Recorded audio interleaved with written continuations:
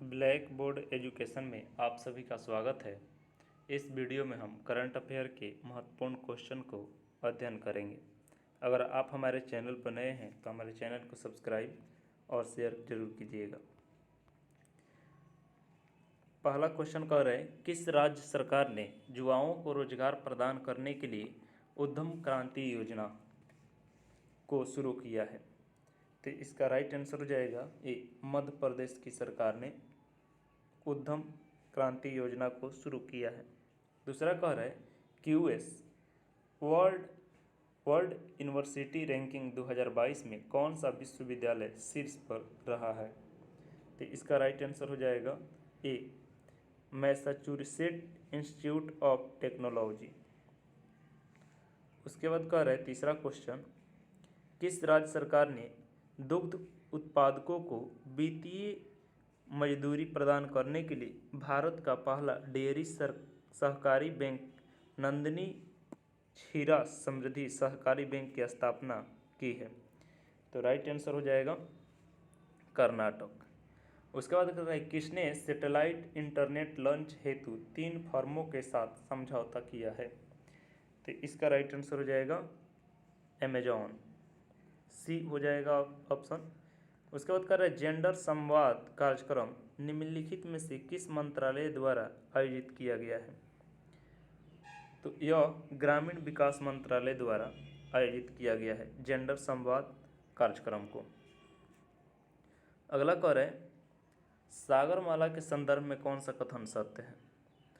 कह रहा है, सागरमाला 2015 में भारत सरकार द्वारा शुरू किया गया पोत परिवहन मंत्रालय का एक प्रमुख कार्यक्रम है। दूसरा कह रहा है, मेरीटाइम इंडिया विजन 2030 के तहत सागरमाला पहल व्यापार में सहायता के लिए क्षेत्रीय कनेक्टिविटी में सुधार करने का बुनियादी ढांचे और निवेश को बढ़ावा देगी। और तीसरा ऑप्शन है, दोनों कथन सही है, और चौथा है इसमें से कोई नहीं। तो राइट आंसर इसका सी हो जाएगा, दोनों कथन सही है। सागरमाला 2015 में भारत सरकार द्वारा शुरू किया गया था, जो पोत परिवहन मंत्रालय का एक प्रमुख कार्यक्रम है। और दूसरा, मेरीटाइम इंडिया विजन 2030 के तहत सागरमाला पहल व्यापार में सहायता के लिए क्षेत्रीय कनेक्टिविटी में सुधार करने की बुनियादी ढांचे और निवेश को बढ़ावा देगी। दोनों कथन सही है। इसके बाद कह रहा है 7वां क्वेश्चन, विश्व हेम्योपैथिक दिवस किस दिन मनाया जाता है? तो इसका राइट आंसर हो जाएगा सी, विश्व हेम्योपैथिक दिवस 7 अप्रैल को मनाया जाता है।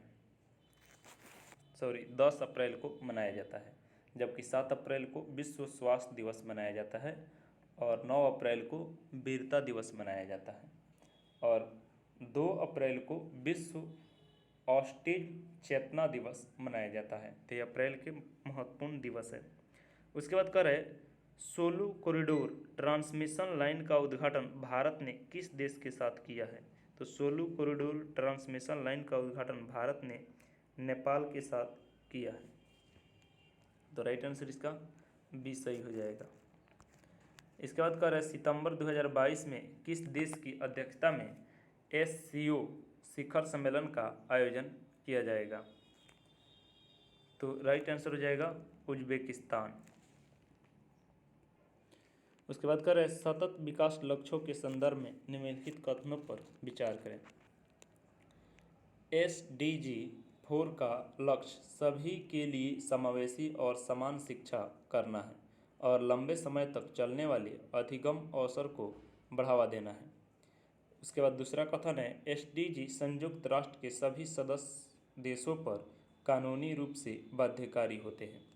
और ऑप्शन कर रहा है केवल एक सही है, केवल 2 सही है, 1 और 2 दोनों सही है, और चौथा कह रहा है ना तो 1 और ना ही 2। तो राइट आंसर इसका हो जाएगा केवल 1 सही है, दूसरा कथन जो है गलत है। हाल ही में तीसरे MIPT भी SDG पुरस्कार वितरण किया गया है। इस बार यह पुरस्कार यूरोप में VOD सेवाओं और एसोसिएशन ऑफ कमर्शियल टेलीविज़न को मिला है। SDG के तहत कुल 17 लक्ष्य रखे गए हैं, इसके साथ ही 169 विशिष्ट लक्ष्य भी हैं।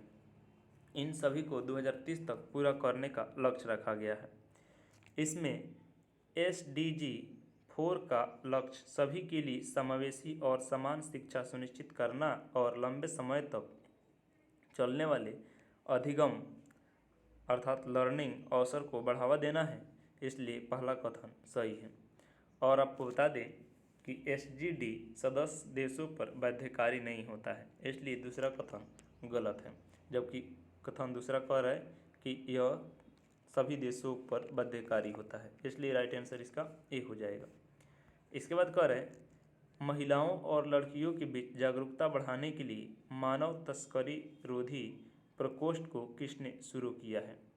ऑप्शन है महिला एवं बाल विकास मंत्रालय, नीति आयोग, गृह मंत्रालय। तो इसका राइट आंसर हो जाएगा ए, महिला एवं बाल विकास मंत्रालय। उसके बाद कह रहे हैं 8 अप्रैल 2022 को प्रधानमंत्री मुद्रा योजना की कौन सी वर्षगांठ मनाई गई है? तो राइट आंसर इसका हो जाएगा सी, 8वां वर्षगांठ मनाया जाएगा। इसके बाद कह रहे हैं किस राज्य सरकार को वर्ल्ड बैंक और AIIB से 7,500 करोड़ रुपया का ऋण प्राप्त होगा? तो राइट आंसर इसका हो जाएगा गुजरात। गुजरात सरकार को वर्ल्ड बैंक और AIIB से 7,500 करोड़ रुपया का ऋण प्राप्त होगा।